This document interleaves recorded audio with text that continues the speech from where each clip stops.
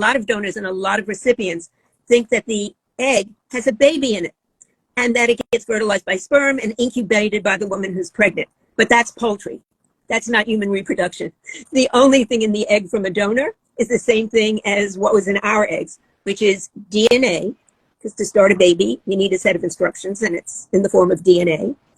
And it's not only DNA, but it's DNA from your entire gene pool, not from you. And your donor is not giving you DNA from her. So it's really not like Match.com.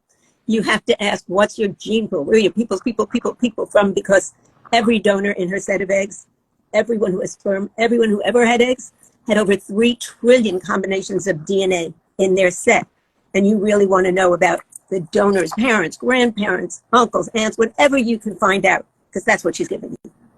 That's such an interesting way to put it. And obviously I know all about genetic recombination, but I just love the way you explained that, because for most lay people that don't work in medicine, don't have a genetics background, they may think of it in a more simplistic way, right? Like if my donor has these attributes, my child will have these attributes. And it's not that clean of a relationship. There's genetic recombination and a full reorganization of DNA that happens where it's not a one-to-one relationship. And that's such an important point. So thank you for bringing that up.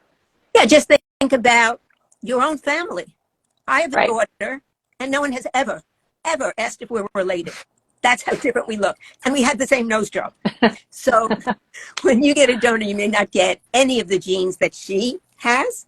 You may get genes from her great Uncle Harry. And if you remember high school, we made a box with brown eyes and blue eyes, and you learned about dominance and recession. No matter what she's giving you, if the sperm donor, whether it's a husband, a boyfriend, or someone from a sperm bank, has dominant genes, it might not matter too much what she's giving you. But the main thing I say to my patients is, don't double up on pathology. When you have a donor, you're not falling in love.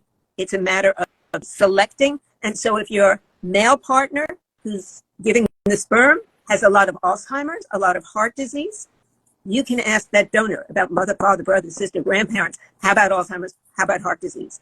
Because after all, you're trying to set things up well for your child. You want to be strategic. That's a really important point. That word. You're right.